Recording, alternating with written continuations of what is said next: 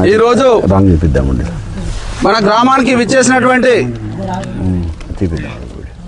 రాజీవ్ గాంధీ పంచాయత్ రాజ్ సంఘటన్ రాష్ట్ర అధ్యక్షులు రాచమల్ల సిద్ధేశ్వర్ గారికి స్వాగతం పలుకుతూ, అలాగే ఈ కార్యక్రమానికి విచ్చేసినటువంటి జాలపల్లి గ్రామస్తులందరికీ, రైతులందరికీ, వివిధ గ్రామాల నుంచి వచ్చినటువంటి సర్పంచులందరికీ పేరు పేరున నమస్కారాలు తెలియజేస్తూ, ఇవాళ సుభాష్ అన్న ఆర్జీపీఎస్ ఇన్ఛార్జ్ సుభాష్ గారికి ఈ కార్యక్రమం ఉద్దేశం ఏంటంటే, గతంలో 2005లో భారతదేశంలో వలసలు ఎక్కువ ఉన్నాయి.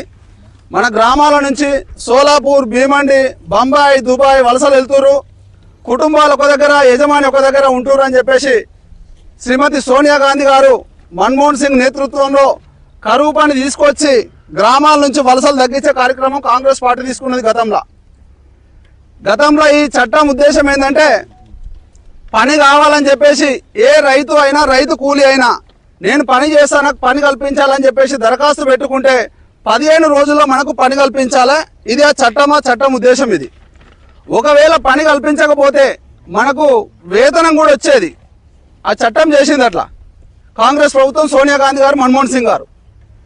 దీనికి మనకి ఇచ్చే కూలీలో 90% కేంద్ర ప్రభుత్వం ఇవ్వాలి. అంటే ఒక 100 రూపాయల కూలీ కనుక మనకు వస్తే, ఇప్పుడున్న 307 రూపాయలల్లా 90% కేంద్ర ప్రభుత్వం ఇవ్వాలి, 10% రాష్ట్ర ప్రభుత్వం ఇవ్వాలి.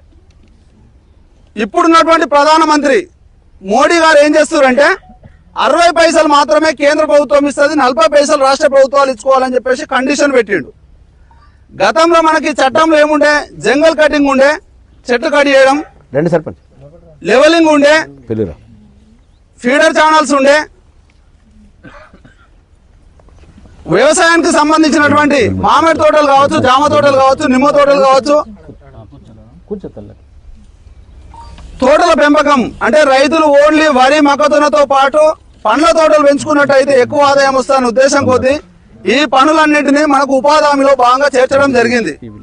దాన్ని ఇప్పుడు కేంద్ర ప్రభుత్వంలో ఉన్నటువంటి మోడీజీ ఏం చేస్తుండే, లెవెలింగ్ తీసేస్తుండు, కల్లాలు తీసేసిండు, తర్వాత ఫీడర్ ఛానల్స్ తీసేస్తుండు, జంగల్ కటింగ్ తీసేసిండు.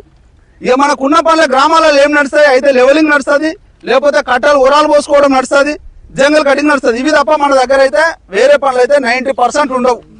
ఎన్నో ఉంటాయి, 10% ఫార్మేషన్ రోడ్స్ అవి ఉంటాయి తప్ప మేజర్ వర్క్స్ అయితే ఇవే. మనం ఇన్నేళ్ల నుంచి 15-20 ఏళ్ల నుంచి చేస్తున్న పనులు కూడా ఇవే. ఆ పనులను తొలగించడం జరిగింది. రాష్ట్ర ప్రభుత్వం వాటా పెంచడం జరిగింది. తద్వారా ఈ చట్టాన్ని నిర్వీర్యం చేసి మళ్ళా గతంలో ఎట్లయితే వలసలు వేయరో మన గ్రామాల నుంచి రైతులందరినీ వలసలు వెళ్లే విధంగా కేంద్ర ప్రభుత్వం ప్రోత్సహిస్తుంది, దానికి ప్రేరేపిస్తుంది. కాబట్టి దీనికి వ్యతిరేకంగా మనమందరం కనుక దేశవ్యాప్తంగా అన్ని గ్రామాల నుంచి మనం ఈ చట్టాన్ని మోడీ చేసినటువంటి స్థాయిలాగా ఈ మోడీ తీసుకున్నటువంటి నిర్ణయాలను మనం వ్యతిరేకించి మన హక్కుల కోసం పోరాడకపోతే భవిష్యత్తులో రానున్న రోజులలో మనం మళ్ళీ దుబాయ్, భీమండి, సోలాపూర్ పోయే ప్రమాదం ఉంది. కాబట్టి దయచేసి అందరూ అర్థం చేసుకోండి. ఇలా ఏ రాజకీయ నాయకులకో లేకపోతే పార్టీకో సంబంధించిన మీటింగ్ కాదు ఇది. మన హక్కుల కోసం, మన కార్మికుల కోసం, మన రైతుల కోసం పోరాడే కార్యక్రమం. మీరు కూడా మనసులో పెట్టి దీని మీద అందరం పోరాడితే మన గతంలో ఉపాధి హామీలో ఏ పనులు అవుతున్నాయో మళ్ళీ ఆ పనులను మనం పొందే వీలుంటుందని చెప్పేసి సందర్భంగా తెలియజేస్తా ఉన్నాను.